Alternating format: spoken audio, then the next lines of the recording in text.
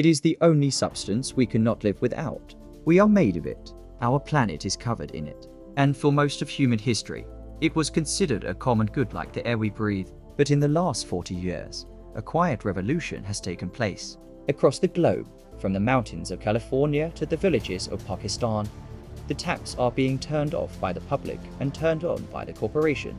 While you paid $2 for a bottle of spring water, the company that put it there often paid less than a fraction of a penny for the resource itself. This isn't just a business story, it's a heist. This is the gilded truth of how one company led the charge to steal a human right. In 2005, the CEO of the world's largest food company, Peter Brabeck, said the quiet part out loud. He stated that the idea that water is a human right was extreme. To Brabeck, water wasn't a right, it was a need, and needs should be managed by the market. This wasn't just a comment, it was a manifesto. Nestle spent decades lobbying international bodies like the World Water Council to change the global definition of water from a human right to a human need. Why? Because you can't sell a right, but you can own a need. By commodifying water, Nestle and its peers successfully shifted the burden of survival from the state to the individual's wallet. They rebranded the commons into inventory. In the town of Uvat, Michigan, Nestle, now BlueTriton, extracts over 400 gallons of water per minute from the ground. They bottle it under the Ice Mountain brand and sell it for a massive profit. How much do they pay the state of Michigan for the water? $0. They pay a $200 annual administrative fee. This is the gilded truth of the American legal system. If you can prove you are beneficially using the water itself is free. In a state that saw the Flint water crisis, where citizens were poisoned by their own lead-filled pipes, a private corporation was allowed to pump millions of gallons of pristine groundwater for the price of a cheap television. While the people of Flint paid the highest water rates in the country for water they couldn't drink, Nestle was taking the best water in the state for nothing. The law didn't see it as theft, it saw it as economic development. But to the residents whose trout streams began to warm and whose wells started running dry, it felt like the end of the world. Coming up next, the architecture of extraction. How expired permits and senior rights kept the pumps running in the middle of a California drought. While Michigan was a battle of administrative fees, California was a battle of legal ghosts. Nestle's Arrowhead brand has been pumping water out of the San Bernardino National Forest for over a century. But in 2015, in the middle of one of the worst droughts in California history, an investigative report by the Desert Sun revealed a staggering detail. Nestle's permit to transport water across federal land had expired in 1988. For nearly 3 decades, the company had been extracting millions of gallons of water from the headwaters of Strawberry Creek water that the forest's ecosystem desperately needed based on a piece of paper that was legally dead. How did they get away with it? They relied on a concept known as senior water rights. In the West, water law follows the first in time, first in right rule. Nestle claimed their rights dated back to 1865. Long before the National Forest even existed, they argued that even if the permit was expired, the right to the water was eternal. They weren't just taking water, they were using the legal weight of the 19th century to bypass the environmental crises of the 21st. To understand how the thief operates, you have to understand the physics of the heist. When a company installs a high-capacity pump, it creates what hydrologists call a cone of depression. The industrial pump is so powerful it creates a literal vacuum in the water table. It doesn't just take the water directly beneath the pump, it sucks water from the surrounding area, effectively robbing the shallow wells of nearby residents. In Bhati Dilwan, Pakistan, this wasn't just a theory. It was a death sentence for the local agriculture. Nestle arrived to source their Pure Life brand, digging deep high-tech boreholes. Within a few years, the village's hand-operated pumps, the only source of free water for thousands of people, started bringing up nothing but sand. The village's water hadn't disappeared, it had been repackaged. The very people who lived on top of the aquifer were now forced to buy their own water back in plastic bottles, because their communal wells had been drained by the industrial vacuum next door. You might ask, where were the regulators? Why didn't the Forest Service or the local water board stop the pumps? The answer lies in regulatory capture. For decades, Nestle and its successors have maintained a sophisticated network of former government officials on their payroll. In California, for example, the Forest Service admitted they simply didn't have the resources to review the Arrowhead permit, so they let the company keep pumping under administrative continuance. By keeping the regulatory agencies underfunded and staffed with friendly faces, the company ensured that no one would ever look too closely at the flow meters. They turned the government into a silent partner in the heist. The thief doesn't just steal water. They steal the government's ability to protect it. And while they were busy winning in the courts, they were preparing for their most audacious move yet. A total rebrand to hide from the public's anger. Coming up next, the shell game.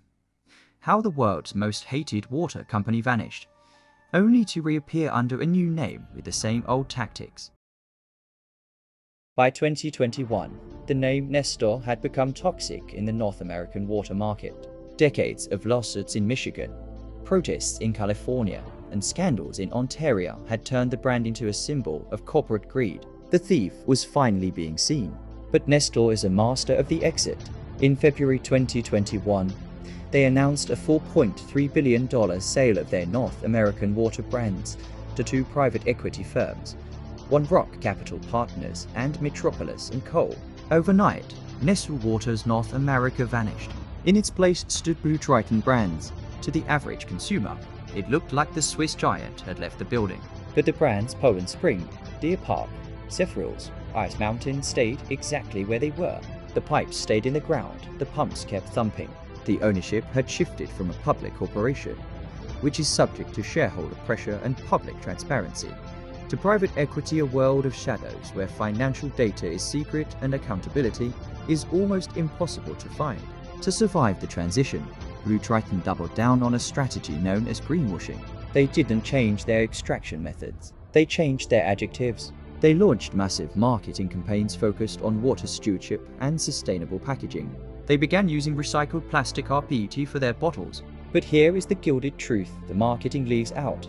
It takes roughly 3 liters of water to produce just 1 liter of bottled water, once you factor in the chemical cooling and the manufacturing of the plastic itself.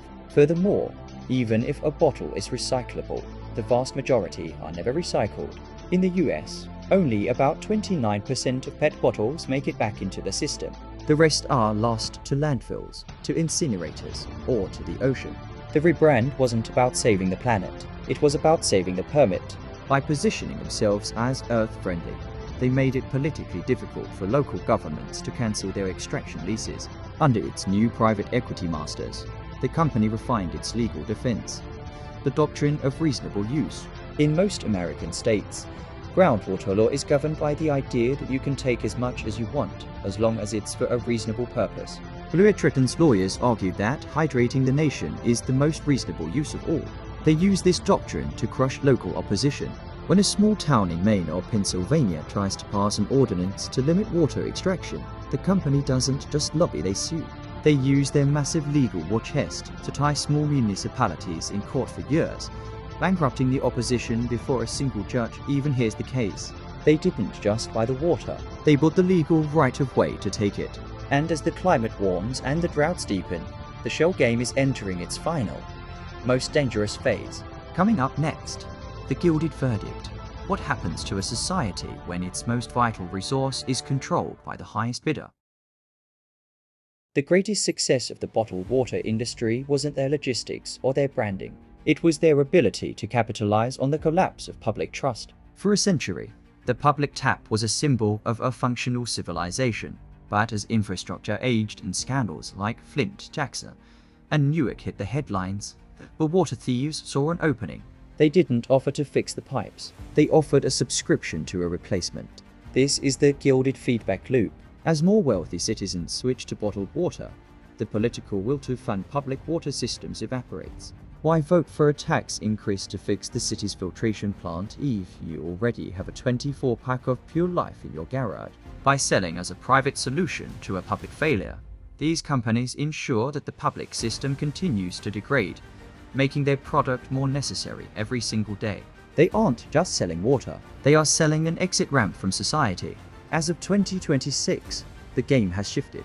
Water is no longer just a foodstuff, it is a financial asset. In 2020, water began trading on the Wall Street futures market, right alongside oil and gold. Companies like BlueTriton and their private equity owners are engaged in what economists call scarcity arbitrage. They are banking on the fact that as climate change makes fresh water rarer, the senior rights and reasonable use permits they secured for pennies will be worth trillions. They are positioning themselves as the gatekeepers of the 21st century. In a future defined by drought, the person who owns the pump house owns the city. They have turned a human right into a Veblen good, something that becomes more valuable as it becomes more unattainable for the masses. The story of the water thief is not just a story of corporate greed. It is a story of our own surrender.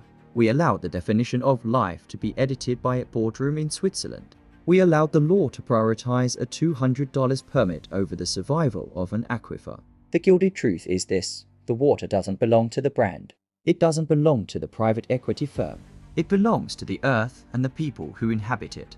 Every time we choose the tap over the bottle, we are performing a small act of revolution. Every time we demand that our governments fund the commons instead of the commodity, we are taking back what was stolen. The thief only wins as long as we believe that water is something to be bought. But the moment we remember it is something to be shared, the spell is broken. The well isn't dry yet, but the time to protect it is now. This has been The Gilded Truth.